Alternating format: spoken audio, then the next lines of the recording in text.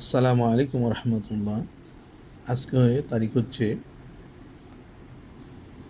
4 অগ্রহায়ণ 1431 বঙ্গাব্দ, 16 জমাদিউল আওয়াল 1446 হিজরি। হ্যাঁ, জমাদিউল আওয়াল মাস আরবি, 19 নভেম্বর 2024 খ্রিস্টাব্দ, মঙ্গলবার,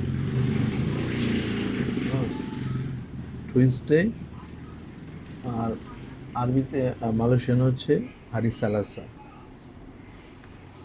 মালয়েশিয়ান ভাষা কি আজকে হচ্ছে হারি সালাসা। অ্যারাবিকটা নামটা এরকমই হবে। আর অ্যারাবিকটা হচ্ছে ইয়াউমুল সালাসা।